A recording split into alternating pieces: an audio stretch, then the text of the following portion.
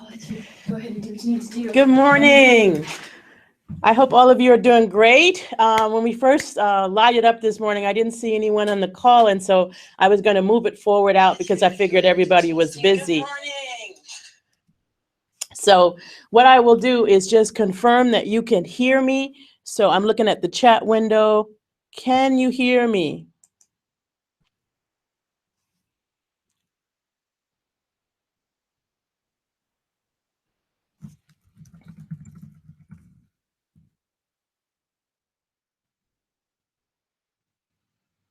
Thank you, Emily. Okay, great. So this is part one of no voice. Okay, somebody said no voice. Loud and clear.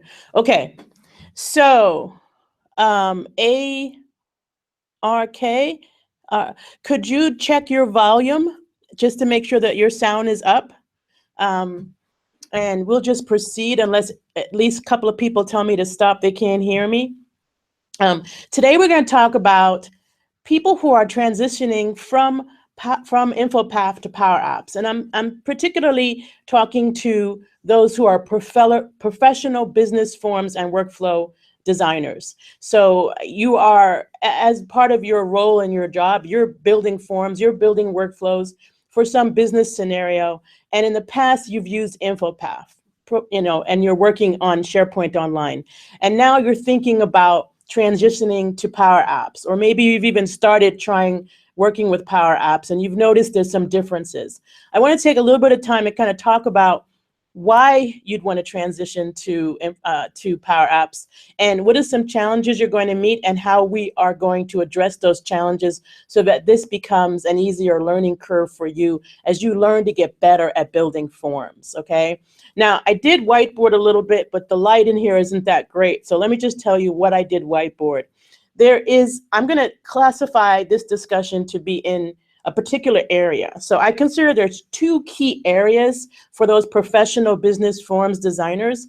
They're either particularly focused on forms, which means that they are building forms from a list, or they are building a single experience form. Maybe they have a new form and an edit form, but for the most part, they're building a form and they're focusing on that. And then there's this new wave of app designers. The app designers, the form is just an element of the overall app. So PowerApps addresses both of those requirements. And so what I'm going to do today is kind of talk heavily on the app, because next week on Thursday, when I have part two, that's going to talk about forms from a list very distinctly, because we'll have time to have released those new and exciting features at the upcoming Ignite convention. So in the meantime, though, everything that I say today will be beneficial to you, whether you are focused on building a single form or whether you're focused on using forms inside of an app. Okay, so let me just share screen and get this started. Sound is all good. I'm so happy to hear that.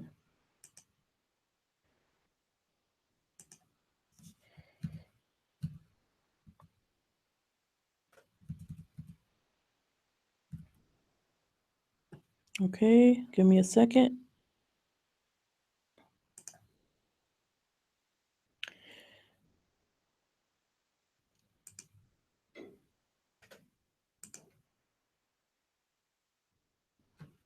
All right, you should be seeing the deck now. Again, this is a part one of two. This one focusing on forms in general, but particularly in the scope of an app. Part two, which will be next Thursday, will be focused on, people who are building forms and they want to focus on list forms, okay? So we're going to have a lot of new stuff to show next week, and I have some new stuff to show you today as well. Okay, as usual, I want to point out, if you're new to PowerApps and you've never heard of it, it is simply a software as a service that is used for creating business applications across platforms. And what I mean by across platforms is you build one app, it works on your desktop, it works in iOS, it works in Android, it works in Windows Phone, it works on the desktop, it works on the big screen in the hallway, it works on the Surface Hub, it just works everywhere. Okay. And that's huge because back in the day, and I'm going to say maybe 2 years ago, we had to build an app for each platform. So now we've got the ability to build across platforms and across Microsoft Cloud services. So across Office 365, Dynamics 365, and Azure. And we do this in a basic 3-step process. Step 1, connecting to data. And often we'll talk about the common data service or the common data model, which is a schema that will enable you to build an app once, use it in Office 365, use it in Dynamics 365, leverage Azure functions and functionality without having to change that app, because there's a standard schema that can be ported across our cloud services. Or you can connect to other software as a service situations, such as something like a Trello or a Slack or a Box or a Dropbox, or your own data sources, which is the ones that you make. You can create custom APIs and then connect to your own line of business applications. But usually when it comes to applications, you are starting with some type of connection to data. And this is kind of big, even for the forms world, because there are some form scenario where you basically start by just jumping in and building your form. You can do that in Power Apps. It's not impossible, but it will be easier for you to start by connecting to data, because the data will give you visibility into how your form is being configured. So after we have a connection to data, moving on to the configuration of the app or the form, we add screens, we add controls. A form is a control, and so is a Dropbox, so is a data table. All of these are types of things that you add to screens in your app, and you can do all of that configuration and have a working application without having to write any code.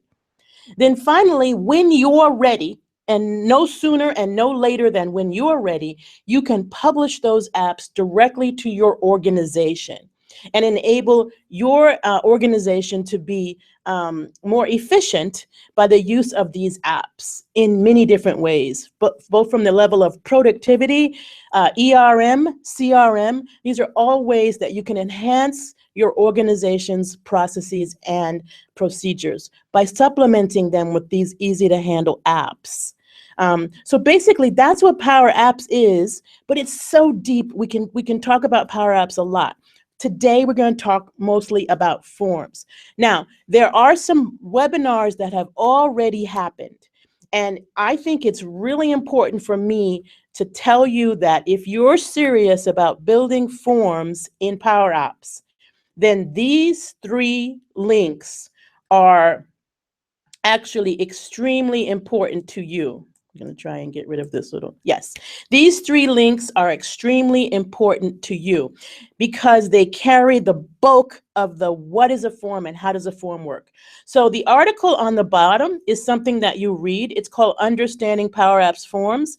It was written by Greg, and it is one of the first articles that I read personally on the Power Apps site, even before I came to Microsoft. And that article did leaps and bounds for my learning curve. So I would suggest it kind of be one of the things that you plan to read from top to bottom. It is worth every minute of your reading time. Then these other 2 webinars, the one at the top, Getting Started, I did that a while back, but it still applies. It kind of shows you the different parts of a form and kind of talks to you about forms. Now, I'm going to give you some updates on that webinar today, but I don't want to be redundant, so I'm going to suggest you do watch that webinar. It's not completely outdated. The principles, the formulas, they still apply. And then finally, one of my favorite all-time webinars is the one that Kartik did about rapidly building applications with Power Apps Studio. He went into some of those popular concepts like repeating tables and how to bind your data table to your galleries and how to bind display forms to your gallery. He did a really great job of kind of targeting all the things that most Infopath developers will need to do. So if you have to miss the other 2, definitely watch Kartik's webinar if you don't get to look at the other 2. But if you're really serious, I suggest all 3 links on this screen are a priority. Now, I want to kind of talk about transition targets. So when we think about why should I leave Infopath and head into PowerApps, this is not all about Microsoft strategy. This is about the modern workforce and what the workforce needs. So there's basically 3 targets I'm going to talk about in part 1, and then I have 3 more targets that I'm going to talk about in part 2. But in each of these targets, I'm going to give you some tips. So there'll be 3 tips for each one and then an extra one for the mobile access, right? Because you know that happens to be one of my passions.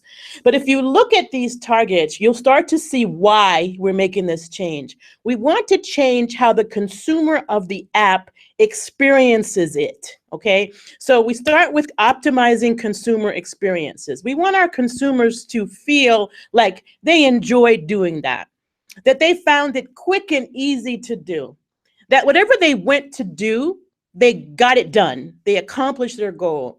And in reality, isn't it great if we can show our consumers that they can do one thing and accomplish multiple tasks? And these are the experiences that we want to target when we're building applications, right? So we don't just want to replicate maybe our old-fashioned form design. We want to see if we can kick it up a notch and generate this kind of emotion when people are using our applications, right? And then the next thing, and I think PowerApps is well suited for all of that because it facilitates your ability to enhance the experience, to add media, to take advantage of where the user's standing, what they're doing, what device they're using. Really easy when you're working with PowerApps. I am an ex-Infopath designer. I would say, I guess I still do Infopath. If my customer were to say, hey, can you edit this form? I would be glad to do that. But I am so impressed with what I can do in PowerApps that was in actuality more difficult for me when I was working in Infopath. Some of those experience goals that I had were more difficult. Then the second target we have is optimizing integrations, right? And here's what we want our consumers to feel on this, right? I didn't worry about where data was located. So our consumers shouldn't care where the data is, whether it be in Dynamics or SharePoint or SQL. It doesn't matter. It should not matter to them. They should have a seamless experience where they get, and the second one, they get the information that they need when they need it, and they don't have to jump around to a lot of different places. So PowerApps facilitates these type of integrations, and you'll see as we talk about the tips for pro designers, what you want to think about in that area. And then finally, you want to make sure when you're optimizing integrations that the flow of the application is coherent, logical, and relevant to the consumer. And so they want to feel that. They don't want to feel a clunkiness. They don't want to feel any type of stoppage as they're working or confusion as they're working. And then so when we integrate data, and what I mean by that specifically is when we add more than one data source into an app, we need to make that a seamless situation. And from a maker perspective, it's a lot easier than it used to be. But even from a consumer perspective, we want to make that seamless. And then finally, we want to target optimizing mobile access. I mean, this was a big thing, you know, a couple of years back, we were talking about cloud first, mobile first, but go beyond that idea to the idea of enablement, not only wherever and whenever you'd like, right? But in a format that is applicable to wherever and whenever they are. So, for instance, think of a Surface Hub being used for an app that would help me, or a platform, a touch screen in a hallway being used for an app to help me get to a conference room, right? The way I designed that application so that they can touch the screen and maybe the different conference room lights up where they want to go, and maybe it gives them a path to get to that conference room. Those are the kind of things that PowerApps makes easy compared to, say, what I might have to do that exact same experience in Infopath. So I like to really pay attention to the opportunities that PowerApps presents to me, brand new opportunities that I may not have had before. So, and that's what made me fall in love with Power Apps. All of a sudden, I was enabled to do things that took a lot longer in the past. So let's take these 3 targets kind of one at a time and look at how you want to think about this as you start transitioning to Power Apps, okay? So when we talk about optimizing customer experiences, I want to talk about 3 specific things. 1, being aware that you can actually target more than one user interface. You can have both a list form on SharePoint that is operating, that looks great on a page in SharePoint, and you can have an app that works on a mobile device. And you can have an app that works in a hallway screen. And you can build all 3 of those experiences directly in Power Apps. So as I had said earlier, you can build it once, it works everywhere, but think about the opportunity you have to target certain scenarios, because you most definitely can, all right? Now, I'm gonna give you some examples of where I might do this, but linking applications is another thing that I think you should think about. Linking application means I open this application and maybe I'm going to do something in this application as a consumer, but when I go to that next coherent process step, it may, behind the scenes, open up another app, okay? And you can have a sequence of apps. As you open one, you do something that provokes the opening of another one. And I wanted to kind of, before I go to number 3, kind of show you an example of where I did the link applications. And so I don't know if you guys know, but every year we have a hackathon at Microsoft where we build something in a couple of days, and then we talk about it, and it's a big challenge, and everybody gets excited about it.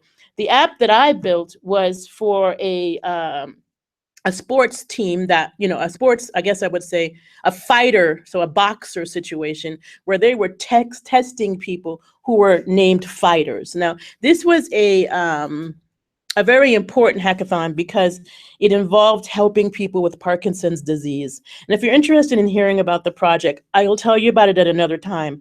But I just want to show you that in the case of this particular app, what I did was I had a situation where the fighter did one thing on a stable mobile device, and then when they got done, they passed the device back to the trainer, who then pressed a button which launched another app. And the way you do this is you pass parameters when you launch the app. And I just kind of want to show you what that looks like. Give it a second to open up. This can help also with performance. So let's suppose you end up with a 50 screen app. That's scary even for me, right? Remember back in the day when we used to do SharePoint lists with 50 manage metadata columns, and then we realized that wasn't a great idea? Well, it's the same kind of thing with Power Apps. The less controls we have, the more performant it will be. So one of the things I like to point out to people is you can reduce the amount of screens you have by linking applications. I'm just gonna go to page here, and then I'm going to X out of this because I needed to pick a fighter first. And now I'm going to go to another screen, and because I'm not going to show you the entire app because it's a pretty complex app. And I'm going to go to this screen, and I'm going to zoom into this screen. And you'll notice this button here, and I'm going to point out the select statement here. So in the select statement of this button, you will notice, and I kind of wish, let me see if can I zoom a little bit more? Probably that's the biggest it's going to get. But what we're getting, we actually have a function called launch. And the launch function, I think I've talked about it before. The launch function, if you just use it alone with a URL in quotes, literally it's just going to launch that page. So I know some people, and also myself, have used the launch to open pages in SharePoint directly from the app. And yes, I will get a magnifier. I don't have one on here today. Good point, Wes. So when I launch the app, when I launch that page, I also can add, if you notice, I put a comma here. This is not a new function, is I'm adding it to the launch function. I'm adding a value, name, and a value. And you can see the syntax here up above. Launch, start with the address, and then the value, the name and the value, the name and the value. So the name of my parameter is the fighter name, which I'm passing. And then I also am getting that from a control in this app. And then I'm passing an affiliate name. And both of those are coming from a label device. Now, when I launch the second app, just show you how you receive that in your app. Give it a second to open up.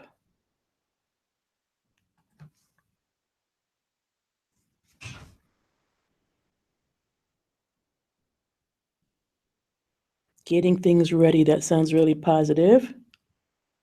And now we're loading up all that goodness. And in here, you'll notice that the fighter is blank, but there is a field here called DD fighter. So I'm just going to look for the drop-down fighter name here. And just get to DD fighter, sorry, boom, boom, boom, fighter name. So I have a, hold on, I just kind of lost my fighter name, 1 second.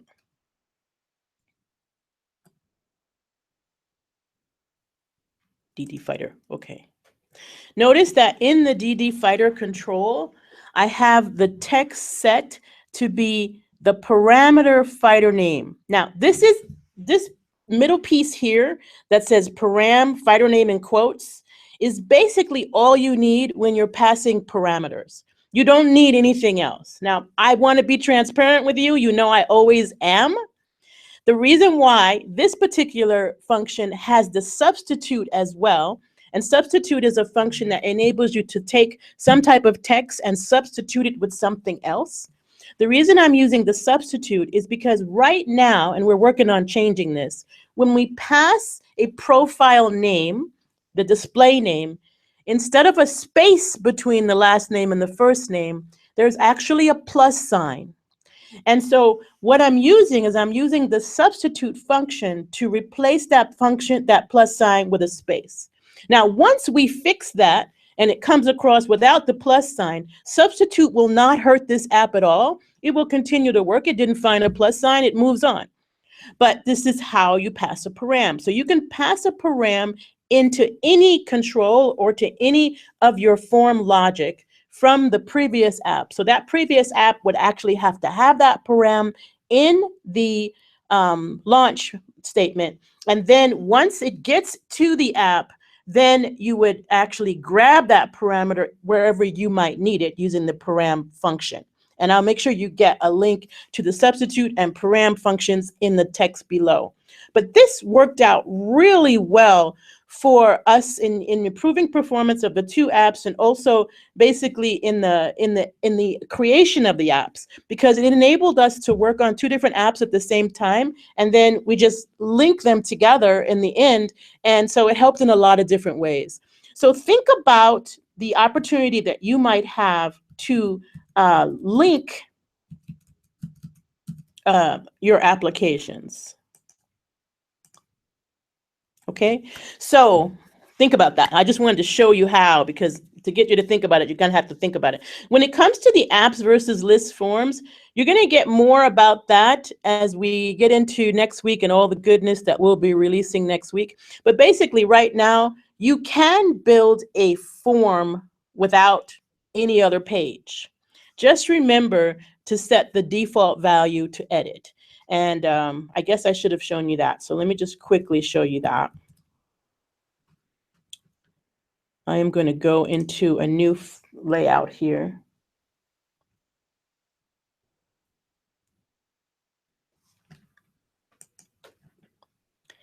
When you insert a edit form, this one doesn't have any data, but you don't need the data to understand what I'm saying. there is a default mode here called default mode property for that form. It defaults, it should default by default when you insert it. And that is good when you want to create just a form, right? You would do default mode is edit. And so that should be by default. And then the other thing you want to check in the form properties is the item property. So when the item property is blank, then you have no item previously selected. So when you make an app from data, your item property will always say like gallery 1 selected, because it's going to show whatever was selected in the previous screen or from the top screen. So you don't need an item property when it comes to new form modes. And so just keep that in mind, that you need to kind of understand your data source is what the source of the data is for the form. Basically, where is it going to submit to? Your default mode is whether this form opens up in edit mode or display mode by default. And then the item property is only needed when you're editing existing data. And it is ignored when it's a new item form. Okay, so keep that in mind when you're trying to like build a form that is just a form and you don't want anything else, and you're in the scenario of an app, okay, versus the customized forms you've heard about at the virtual summit that we had on SharePoint. That is a little bit different, and we'll talk about that next week. Okay. And then finally, this last point that I have under improving consumer experiences is enabling cross-site and service transactions and workflow. So when we were dealing with Infopath and when we were dealing with SharePoint Designer, without the benefit of code behind, we were restricted to the site collection, and often the site for any CRUD operations like create, read, update, delete. Remember that in the scenario of PowerApps, you don't have those boundaries. You can cross software as a service, not only Microsoft's, but external. We have many connectors that enable you to connect in a create, read, update, delete fashion to other software as a service. And your workflow can move around between those services, between SharePoint sites. You now have the freedom. You have no fence around you when it comes to building applications. And I just want to show you an example of what I mean. I'm going to flip back over to this particular SharePoint site, and I want to show you a scenario. So imagine a scenario where you have contractors that are submitting change orders, right? And those change orders are going to change their contract value and or schedule. So I hope that's a scenario that you've seen in the past at least. So I basically have a SharePoint list where I have a list of my contractors and their current contract value. This list could be on a top level SharePoint site, like the executive site, right? That site could hold the current contract value and the current duration for those contractors. But when they go in and submit a change order on that contract, right? Even if each contractor has a different site, when they submit their change order, on approval of a change order, we can have Flow go in and edit the value of the contract, whether it be the cost or the schedule, in that upper level site, keeping our executives always up to date on the actual baseline for that particular contract. And yet the contractors themselves may be working in this site and never see that top level scenario. So Flow can do that. And I don't know if you've noticed that not only can Flow cross different site collections and different services, but actually it can take on an account name and run a flow against that account name, so that the person who is using this list doesn't have to have access to the list that is being used for executive visibility on the contract value. So this is something I've actually done quite a bit, and it just means getting involved in using Flow and understanding that there are no more boundaries. You don't have those SharePoint Designer boundaries anymore when it comes to where you can initiate an action or where you can track triggers. So keep that in mind as you think about transitioning to to PowerApps from Infopath. Remember the added value you're going to get from that situation, where you can actually easily manage automation, workflow, and/or transactions anywhere you want to. Integrations. I want to talk about integrations. And again, I'll save time for questions. I'm kind of watching the clock. Integrations, you want to remember that PowerApps will facilitate the combination of on-premise and cloud-based scenarios. Okay, so just like you can create a Power App from a SharePoint list, you can add a SQL gateway to that app and connect to your SQL data on-premise and vice versa. You might have data in SQL Azure, and now you can connect to SharePoint gateway to get the SharePoint data on premises. This is huge, and the reason that this is so huge is because of how easy it is to do. The gateway, the creation of the gateway, I think maximum 30 minutes if you follow Archana's instructions, and we'll kind of have her come back every now and then to walk us through that. And then after you have the gateway set up, basically you're back where you always were. So it like facilitates you to continue working as you've been working, but yet connect to data wherever it might be. This is huge. I remember looking at number 5 here. I remember back in the day, and again, I'm not going very far back in the day, maybe 5 years or so, maybe even less, how much time it took to integrate Dynamics into SharePoint. I don't know if any of you have ever done this. Shout out on the chat here. How many of you have been involved in integrations where you had to put Dynamics logic on SharePoint or vice versa, or you had to use SharePoint as the document library for Dynamics? This kind of thing in my day was pretty common, yet it could take 3 to 6 months to do, right? Because there's coordination between the devs and Dynamics, and there's coordination between the devs and SharePoint, and there's a lot of moving pieces involved in that kind of integration. Now you plug and play. You can plug in, Wes says, considered for multiple clients, just skipped at the time because of the pain and expense to create and then manage. Exactly, Wes. And I've lived through it, even here at Microsoft. We've done this before, right here at Microsoft when I was a supplier. But it's when you think about how Power Apps, you just go and add the connection to Dynamics, and there you go. You're off and running, right? Or you synchronize Dynamics data with your common data model or your common data service, and now you have it accessible wherever you need it. And so it's like, wow. I mean, so if you're considering a transition to Power Apps, this would be a huge factor in my urgency of getting up to speed and getting involved in Power Apps, because it's definitely worth the ease of integration when it comes to Dynamics and SharePoint and other scenarios of that nature. I know in the DevOps world, we often wanted to integrate Trello with Slack or Yammer with VSTS. So those kind of DevOps scenarios are now plug and play and off you go. So remember that we have our docs on the connector, and I will continue to put the link for that on the bottom too.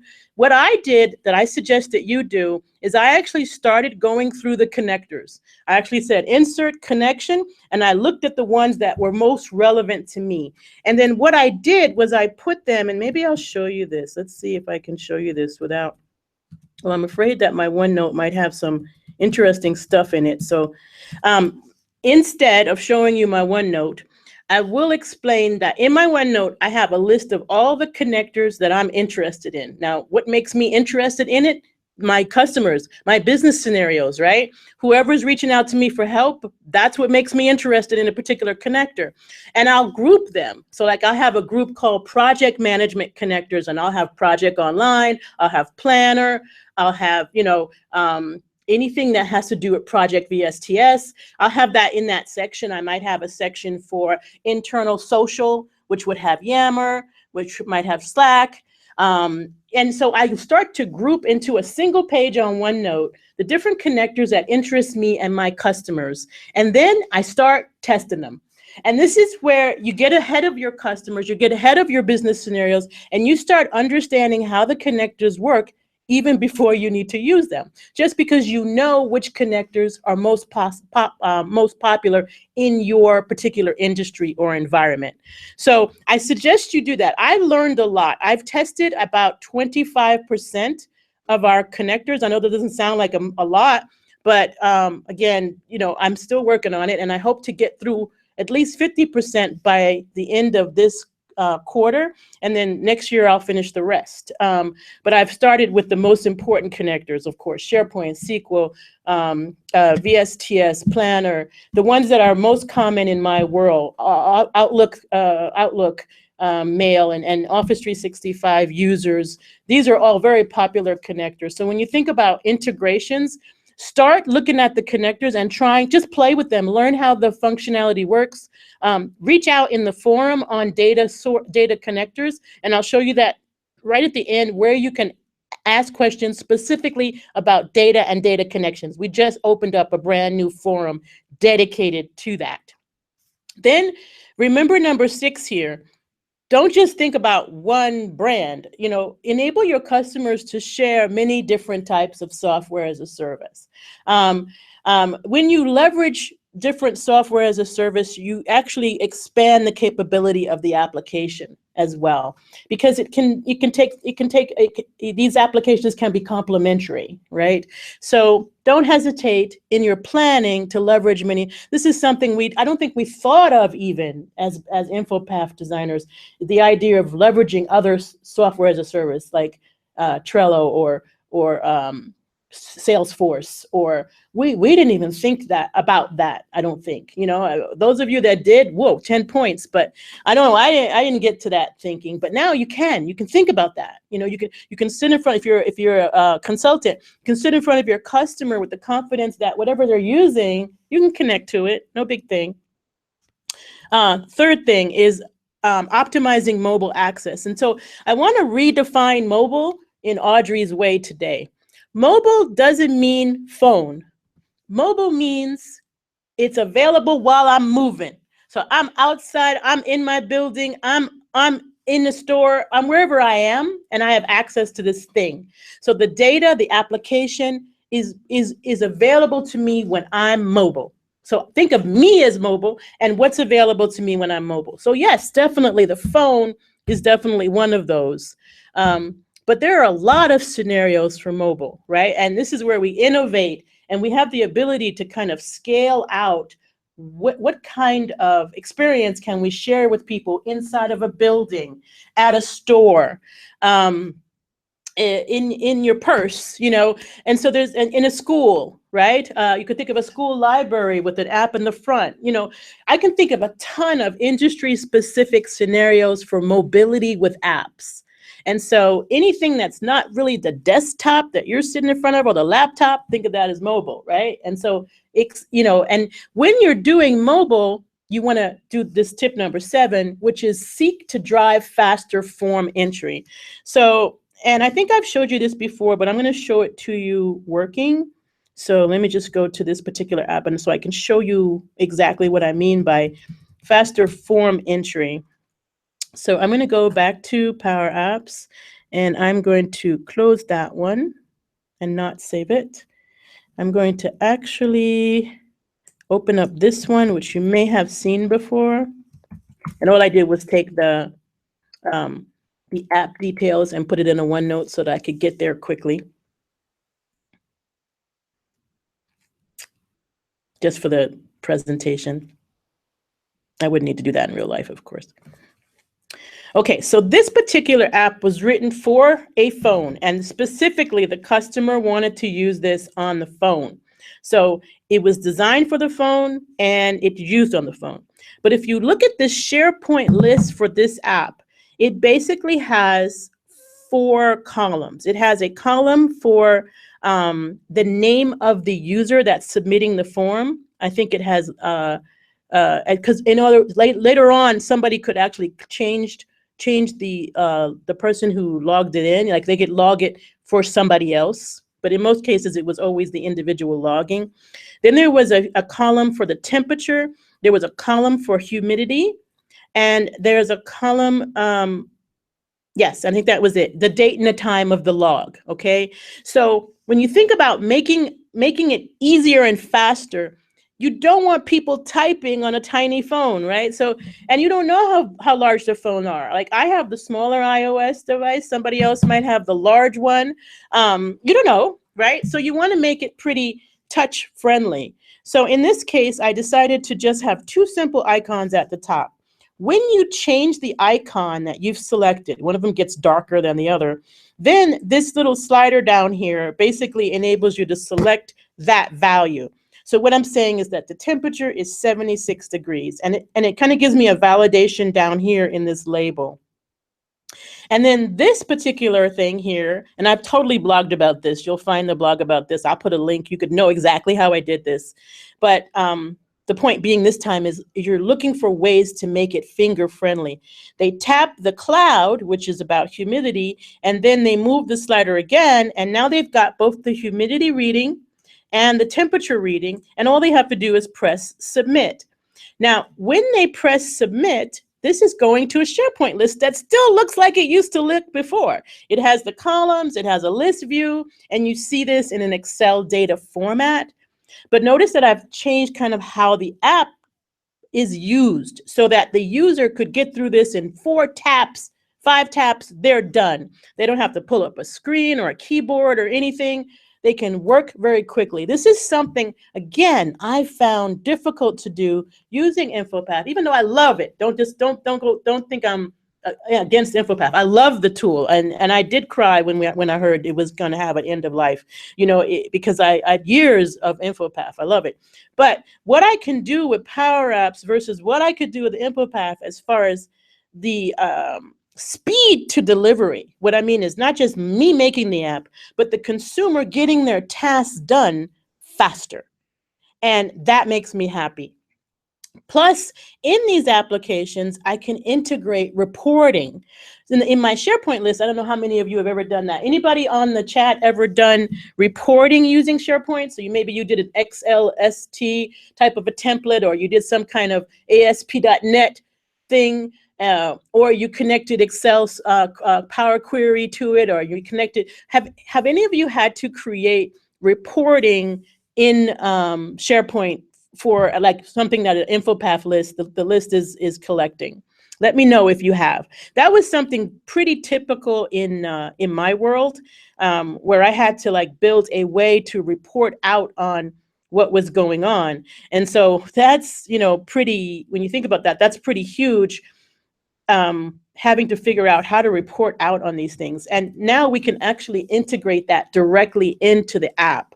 And here's where maybe big screen services will become really beneficial. You can actually, you learned this from Data Insights, right? Where Philip showed us how beautiful we can add an app to a Power BI dashboard, and vice versa. We can add a tile from Power BI in PowerApps. So imagine like that change order app that I have. Imagine that the splash screen basically says what our current cost is, what our current schedule health is.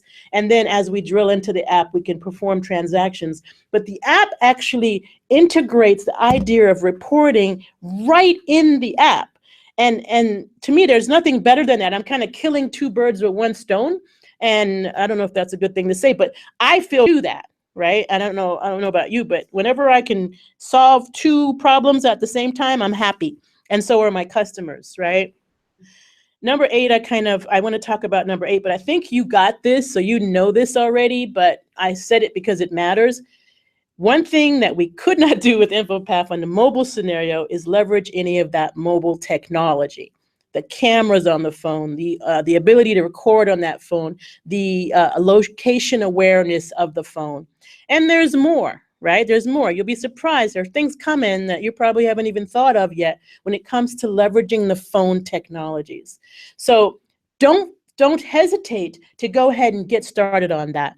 And you'll see that we're going to be surprising you with some cool things. I know a lot of you are talking about images and how do we store them, and a lot of surprises coming in part 2 that we'll be able to show you. Now, in addition to that, you want to offer big screen services that hallway monitor that shows the Power BI dashboard, but maybe it has an app right in it. So let's suppose it's a change order dashboard. It shows us the change order for all the contractors of the project, but there's an app in there that allows you to walk by and add a comment about a particular change order. Maybe that's the floor where the resident engineers work, and they just want to be able to comment on those, or they want to deny them right from the hallway if they need to, or approve them. You could enable them to do that right in their hallway on their way to their meeting. You never know, right? You can also give them directions to a room. In a hospital, you can enable an awareness for the nursing staff as to who needs what and where. I mean, there are so many opportunities for big screen services, and PowerApps does that. That's a whole new level of mobility. What's available to me as I'm walking down the hall, as I'm going into the store, as I'm coming out of the store? Think about things like that. PowerApps is awesome for that.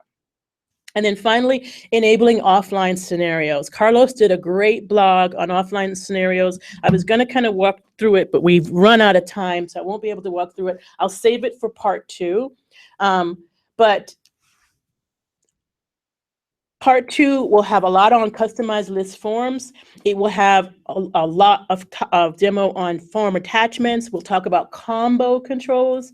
We'll talk about how you can decide how to map your Infopath form. And so when we think about decision tree, don't expect the typical, if-then statement. What I'm going to do is help you decide, should this be a single form list, or should this be an app with multiple screens? Should it be mobile? Should it be desktop? Should it be agnostic to where it lives? How do you make those decisions so that you optimize your ability to build the best forms for the scenarios you're working in?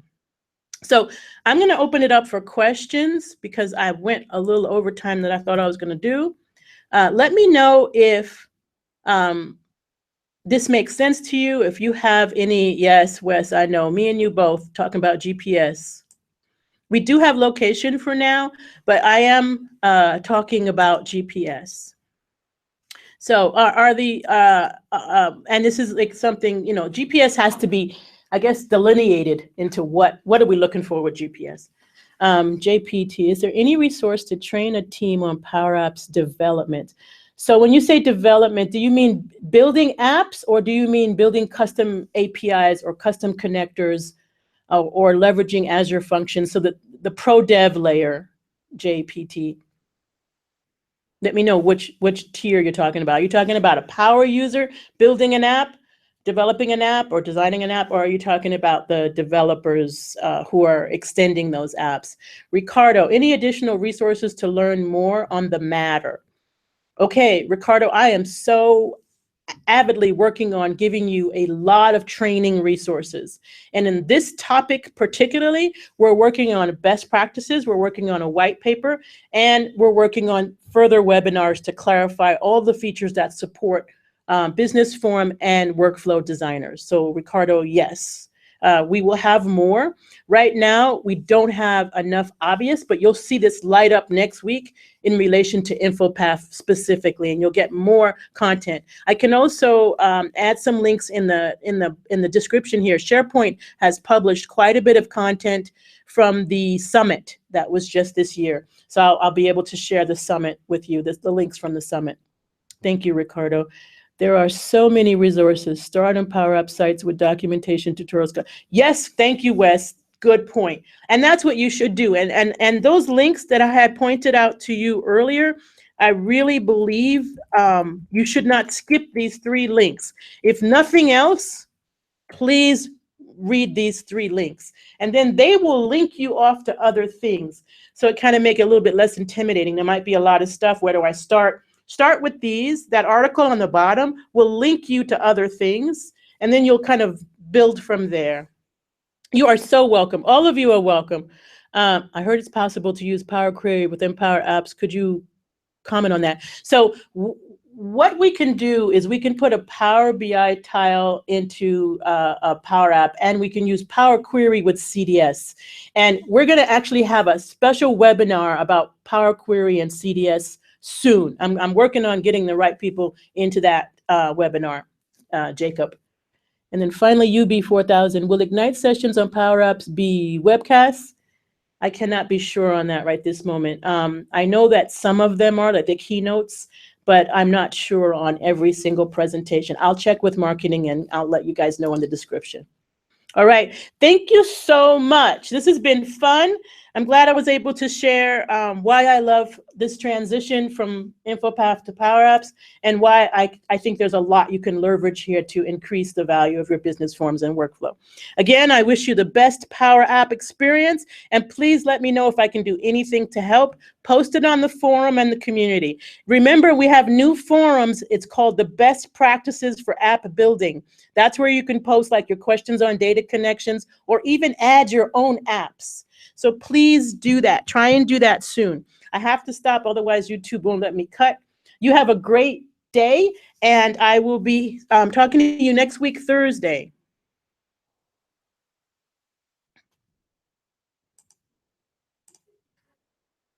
You're welcome.